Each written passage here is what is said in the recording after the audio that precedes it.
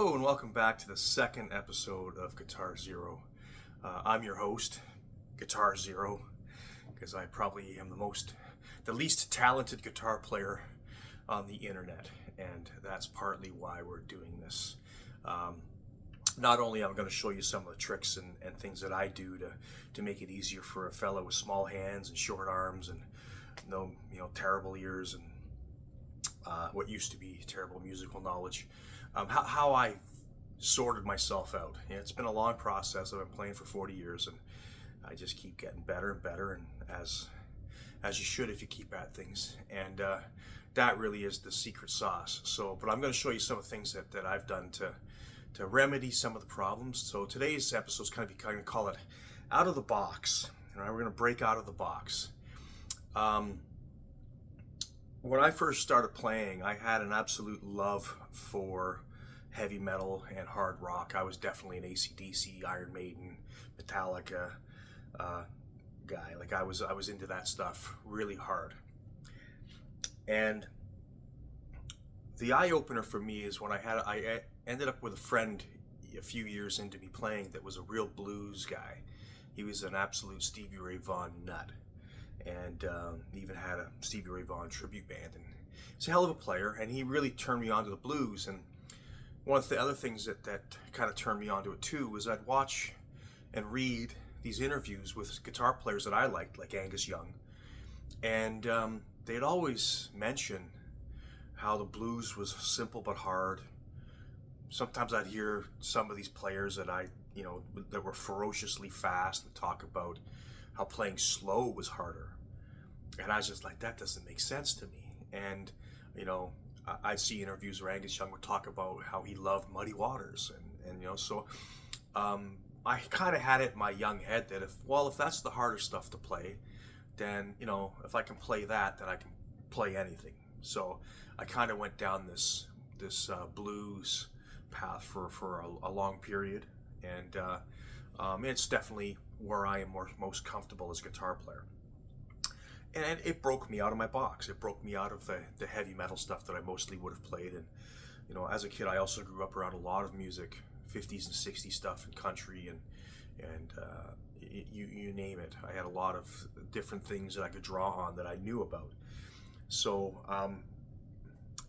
that's kind of how my path developed and how I got out of the box, and still to this day I get out of the box. And I think it's important as guitar players, no matter what genre of music that you're into, if you really want to be good at your craft, or if you really want to do something special, or if you really want to discover something that you're going to really enjoy or add a new element to your playing, you need to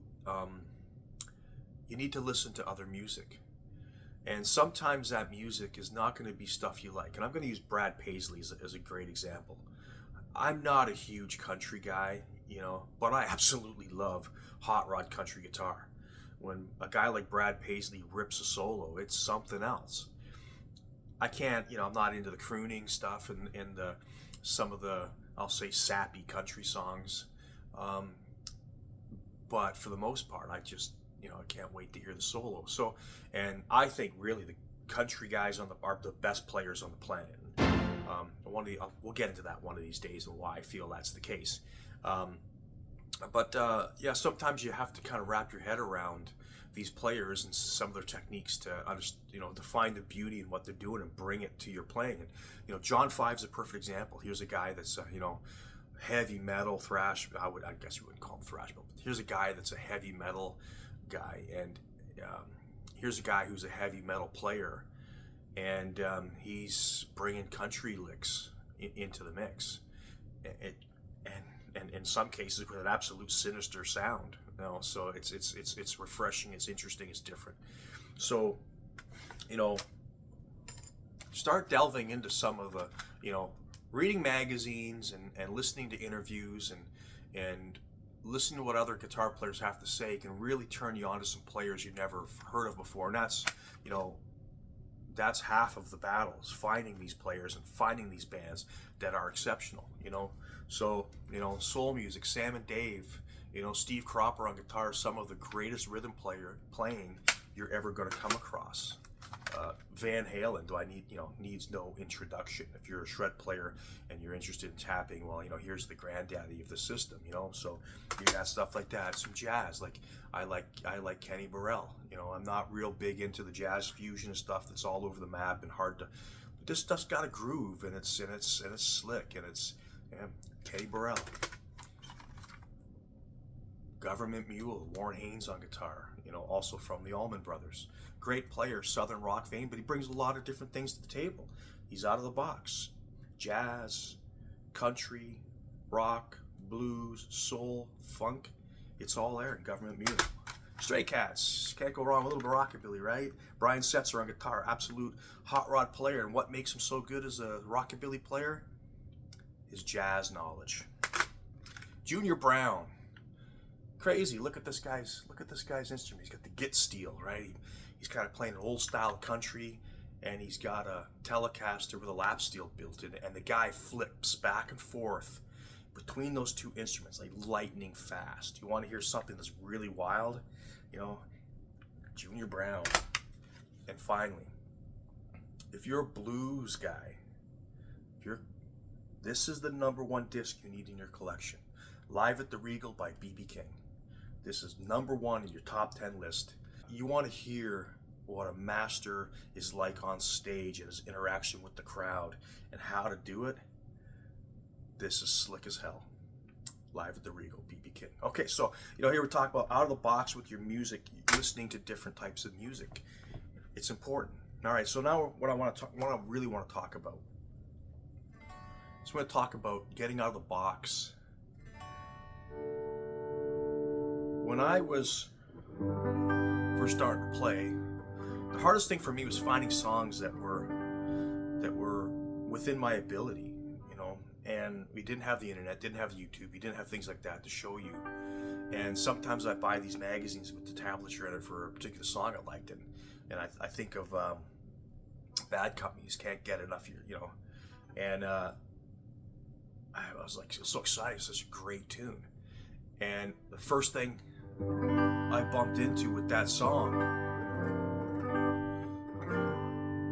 is these big bar chords. And, my fingers couldn't do it, man. It was such a slow, lethargic learning thing that I ended up having to put that aside because I just, I didn't have the knowledge and the mental wherewithal to just struggle through it, And I didn't have anybody to really help me to say, no, you just got to go through that stuff. So, but think about it, sometimes when you're doing these chords, that chord has 6 strings ringing in it. But really that chord, which I was just playing a G major, you only need 2.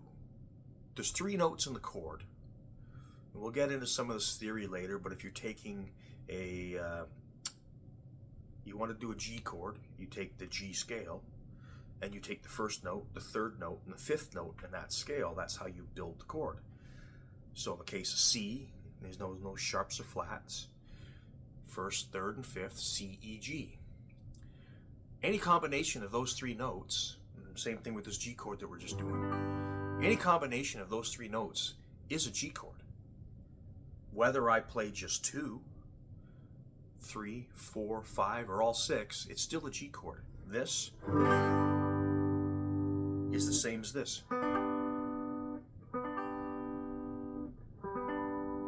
It's a G chord. So sometimes, I don't have to play the whole chord. So when you come across these difficult situations where that bar chord is just too much for you, get rid of it. You can even just these first 2 notes.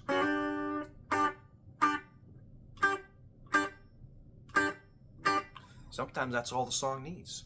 Just that little chunk in there. Steve Cropper, which we talked about earlier, is a good example of where you'd hear some of that.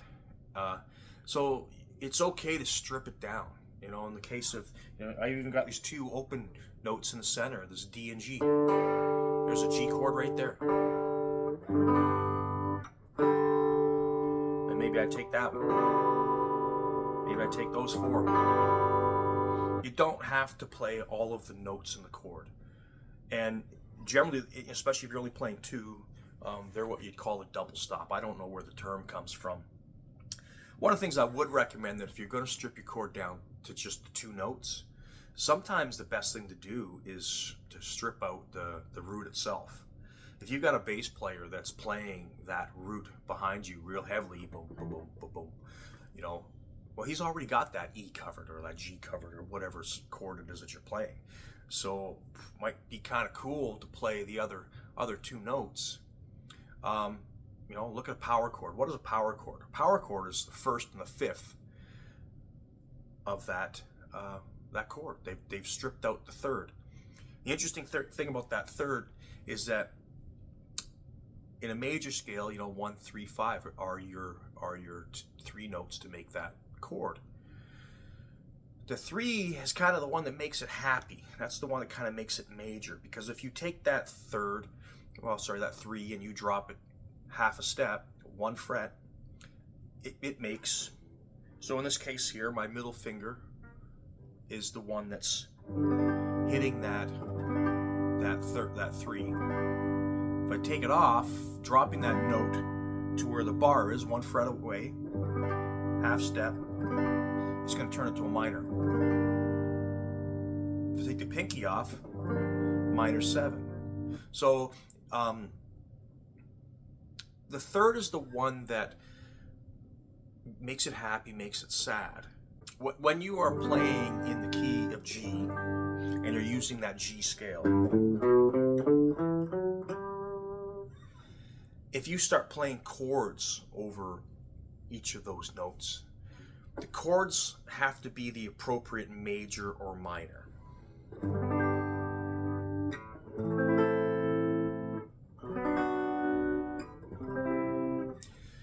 If they're not, if you play the minor where it should be a major or vice versa, that 3 or that flat 3 may not be in the G scale, and it's going to grind. So if you start going,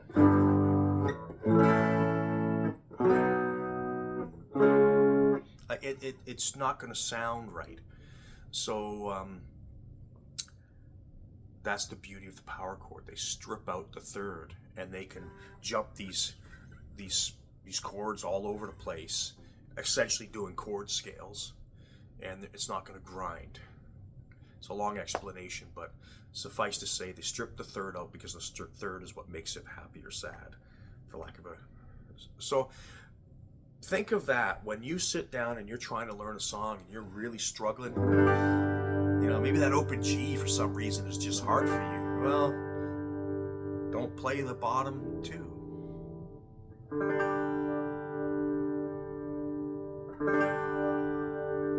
Perfectly fine. It's not as full. But especially when you're playing with 3 or 4 other instruments, it doesn't have to be full. And you have a choice. You want it fat? Or do you want it pretty? There's 2 sonically different themes there. You can pick which one, depending on the context of the music that you're playing. You never impose yourself on the music. Just because you can play something fast, or you can play this chord, or you can play that chord, maybe that's not what the song requires. So being able to strip these chords down is a great way of having the ability to do just that. When there's 3 guitar players all playing the exact same thing, it's pretty fat. It's also not very interesting, or not as interesting as it could be. And you could be that guy that's, oh man, I don't, everybody's playing that big fat open G. Maybe I'll play this one with a D shape down here. And maybe I'll add a little.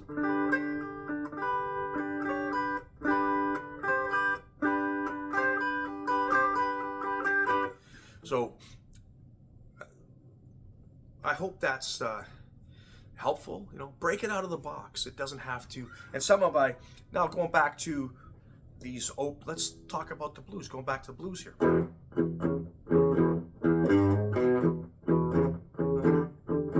You know, doing that particular shuffle. That's all fine and dandy when you're in open position.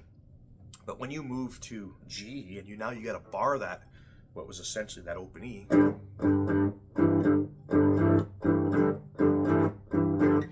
Well, all right, let's try F. F gets, oh man, like that's, and there's no way I'm not getting that extra cool note in there. So what am I gonna do? There's my F chord. Again, I'm going to do the same thing. I'm going to strip it away. I'm going to take away that root note. I'm going to go here.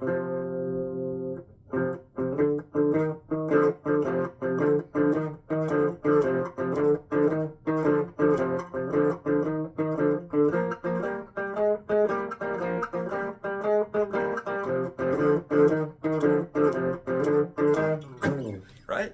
And it sounds cool. It's different. It's interesting. It doesn't sound like, that's big and fat, but you can get that in there, and especially when you're playing with other instruments around you, it cuts through a little bit better. You don't have to carry that root note. The bass player's over there doing it. Going back to stripping it down. Another cool one is here. We're going to play the top end of that F, and then we're going to add this.